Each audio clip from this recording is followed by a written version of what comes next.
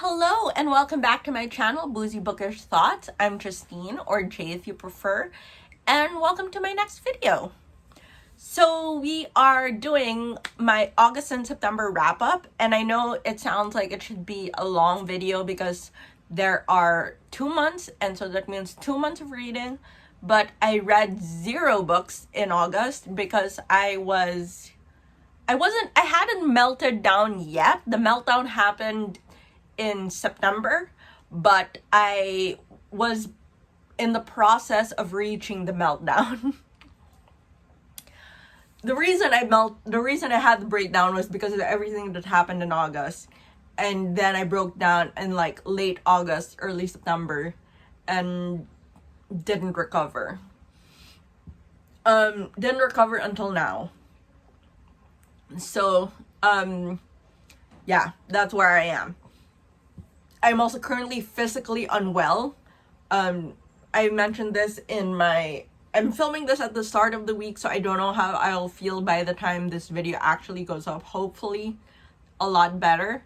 But right now I feel very poopy.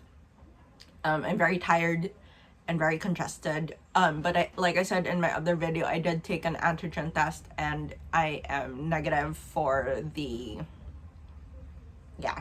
for the illness the illness that is not to be named. But anyway, so I am only going to be talking about 3 books today because these are the 3 books I read when I was in the middle of the breakdown and in the stage of like, I don't care what happens to me. Yes, so these are the 3 books I read then. And I actually, I enjoyed one a lot. One was just escapist fun, and one I really just read for the sake of saying I finished reading it. And they were in that order, so they were in that chronological order, so we will talk about them in reverse chronological order. So we will go from the book I liked the least to the book I liked the most. So the book I liked the least was the one I finished most recently, which was Pride and Prejudice by Jane Austen. I do not have a good word to say about this book. Surprisingly, it came out as 3 stars in my Copile. I used the Copile rating system by Book Roast. I'll link her and her video down below. But surprisingly, Pride and Prejudice still came out 30 stars. I thought it would be at least 2 stars. But honestly, I didn't like this book. I found the plot to be pretentious. I found the plot to be pretentious and tedious. I found Elizabeth Bennet to be self-righteous and self-absorbed.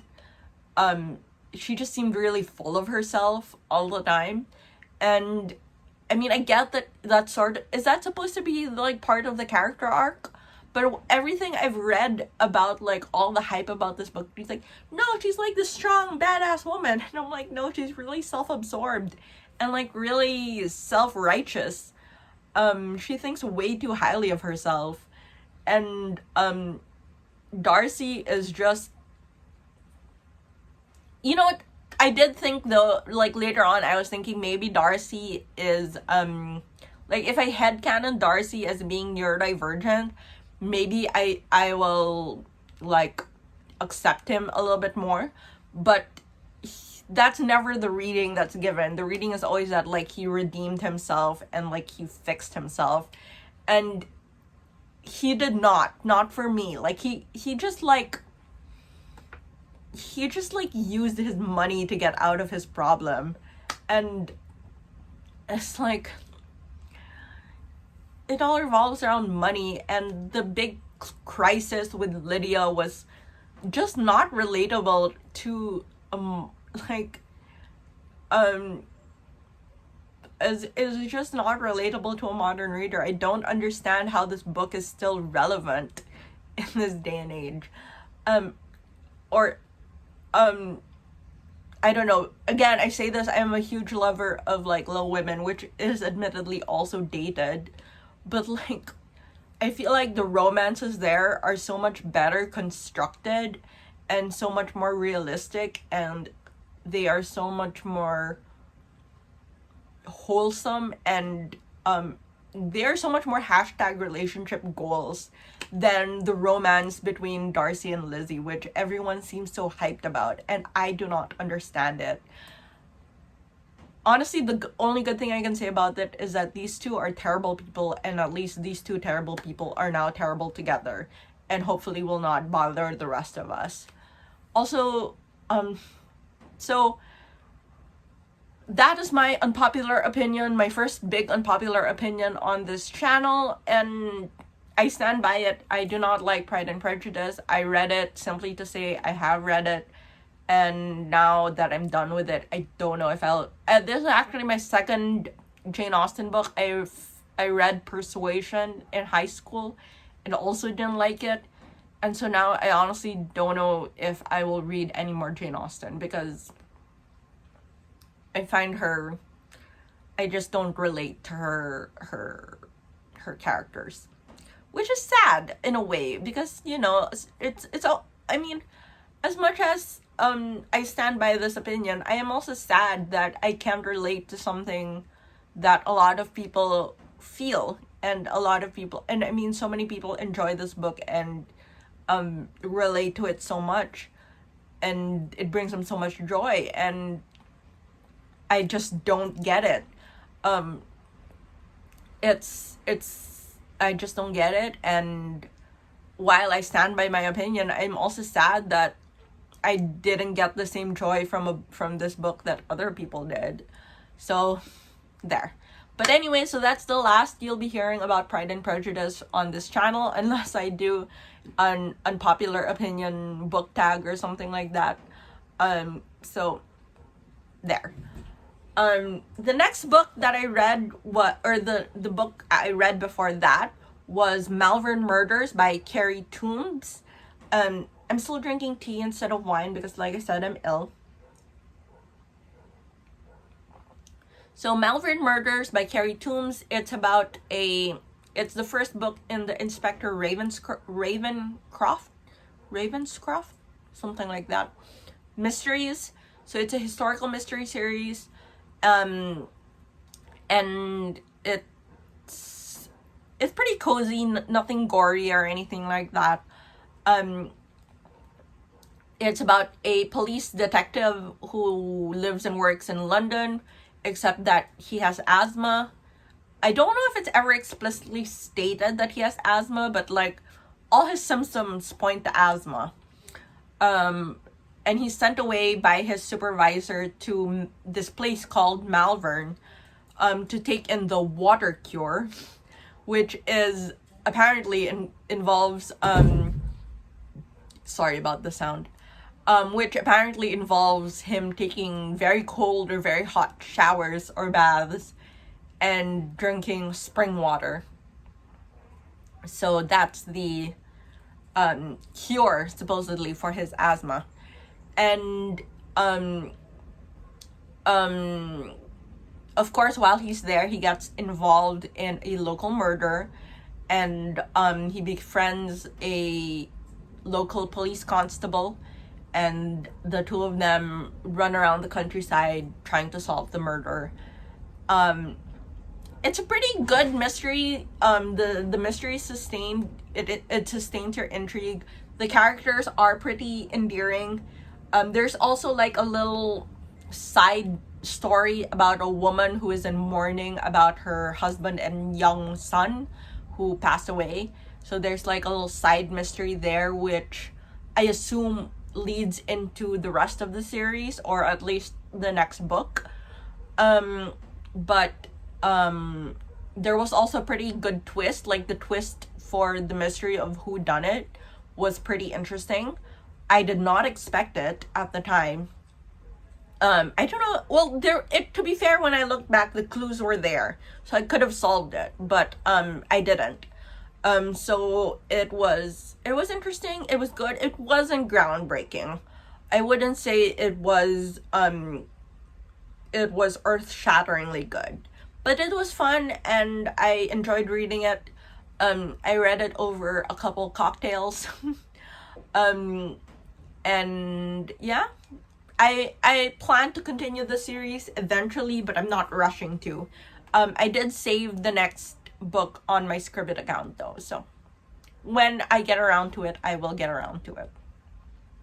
The last book I want to talk about, and I saved this for last because this is the book I want to talk about the most, except I'm getting breathless. I'm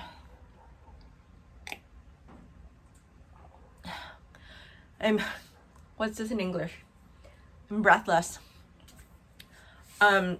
So the book I wanted to talk about the most was Honor of the Queen by David Weber. So this is the second book in the Honor Harrington series. And so Honor Harrington is a captain in the Royal Manticoran Navy. So this is like military sci-fi space opera type stuff. And so the Manticore is like a planet or a star system, and it like has several like planets under its dominion, or that it is officially allied with, and it to control them they have obviously a military and a navy. The is the biggest part of that, and that means several spaceships that travel between these different star systems, and you know, protects and enforces the Queen's will, so on. And Honor Harrington is the one of the commanders of the Queen's spaceships. So I admit I read this, or I started reading this book to please my partner, which ironically will lead into the theme of this book. But because I read the first book, and while I enjoyed it, I was not amazed by it. But my partner was really, this is my partner's favorite book series, and he was like, when are you gonna read the second book, and blah blah blah. And I was like, okay, I'm gonna pick it up. So I picked it up, and I ended up liking it so much more than the first book, to the point that I am reading the third book on my own volition, for myself. Anyway, the summary of this book is that Honor is sent to be like the guard, or the royal, or the military presence during a diplomatic mission to a particular star system. Now the thing with the star system is that they're essentially a theocracy.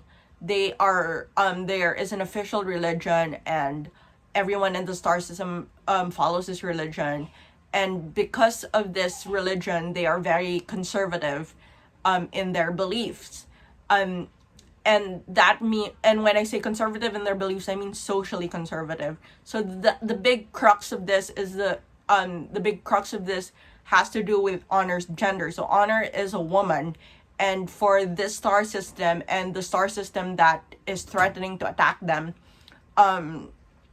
they see women. I mean, it sounds bad, but they see women as second-class citizens, and or in short, they don't see women as being in positions of power. And here is Honor. She's the commander. She's the highest-ranking military official in the diplomatic envoy. And so that like ruffles feathers for the diplomatic mission. And I will say that as a modern reader, it's very easy to be very angry at these people. It also is to take note that that the star system has like 2 planets, and on one planet they are a theocracy, but they're both theocracies. But in one planet, they are more modern and they are more progressive comparatively. They're still conservative compared to Manticore and where Honor comes from. So women still don't hold positions of power there. But there are like laws and stuff to make sure that women are cared for and not like abused. Whereas the other planet are hardline conservatives, where like women have basically no rights. There are other ways that are play into them, like their technological backwardness and all that. But the key issue here is the gender and their views on gender. So or sex, technically sex. But anyway, let's use gender. So there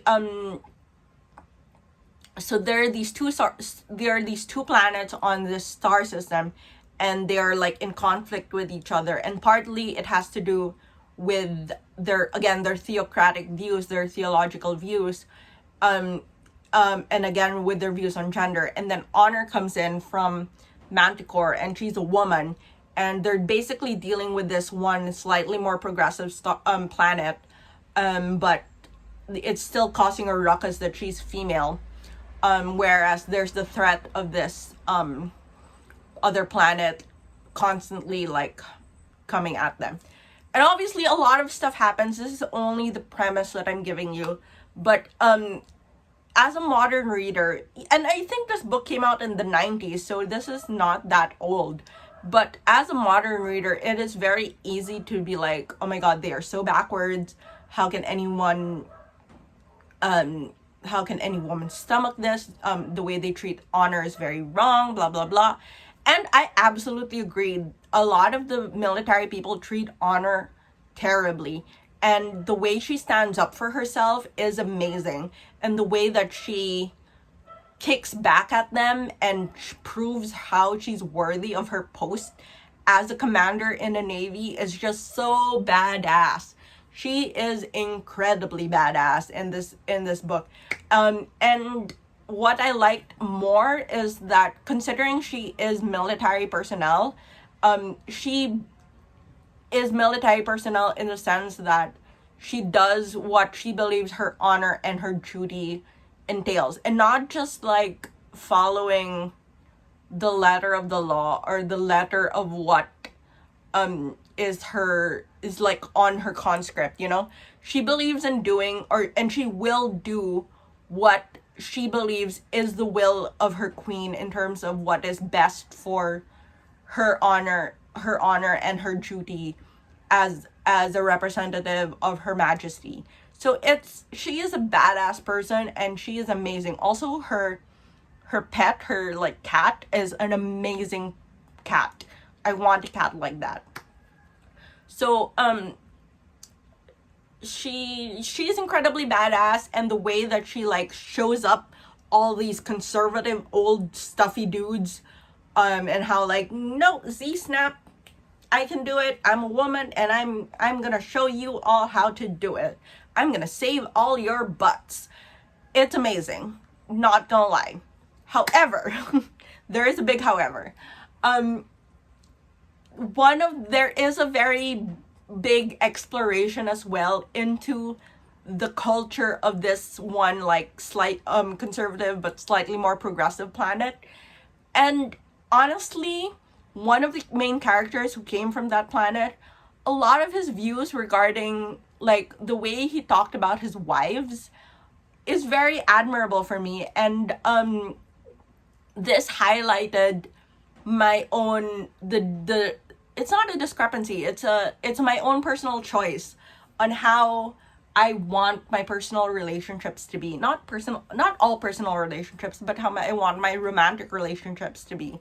Because while I am always a feminist, I always want equal rights. I believe women should be seen as equals politically, legislatively, and socially. I also believe that part of what you are advocating for in terms of freedom for women is the freedom to choose to be submissive to your husbands.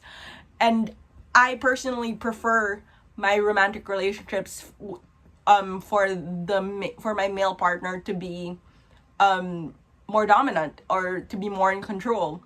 So, and the reason I believe that is reflected, or I prefer that, is reflected in the way this character talked about how his wife, he's a conservative man, he's part of the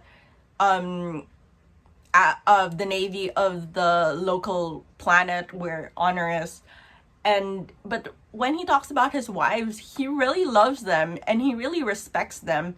And the reason that he doesn't, and his, you can see that the reason he doesn't, you can see that the reason he doesn't want them in positions of, doesn't want them in positions of responsibilities isn't coming from a place of thinking that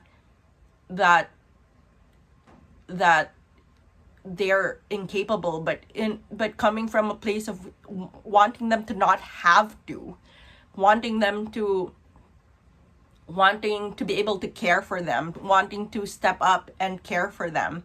And while you might say this is benevolent sexism, there's nothing wrong with wanting that in your personal relationships.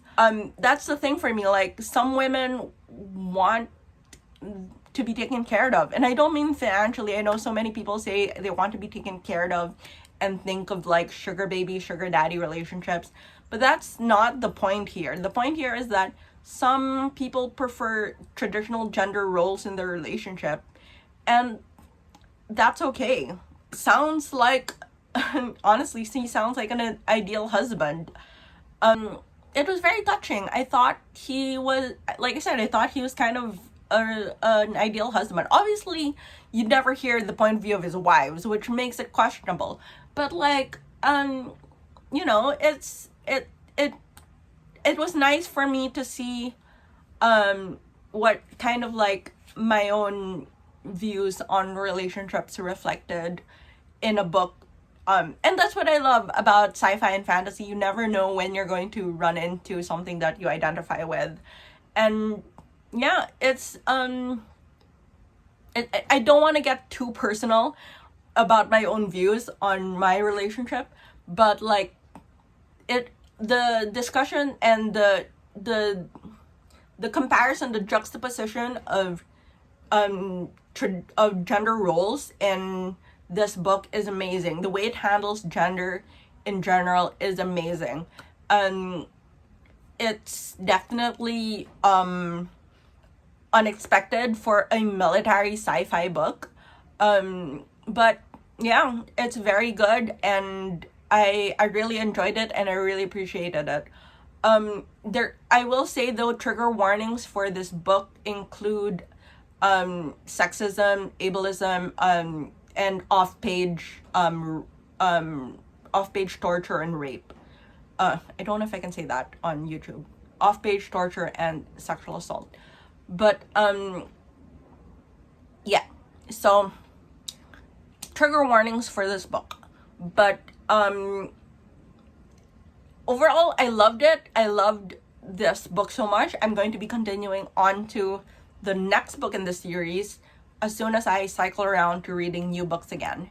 So that's it. That's my long-winded rant on the books I liked and the books I didn't like, on the 3 books that I read this 2 months. I hope you enjoyed my little short reviews. Let me know if you want me to talk about my views in more detail. I can do a more detailed review of any of these books. Leave a comment down below and let me know. Thanks. Cheers from my tea.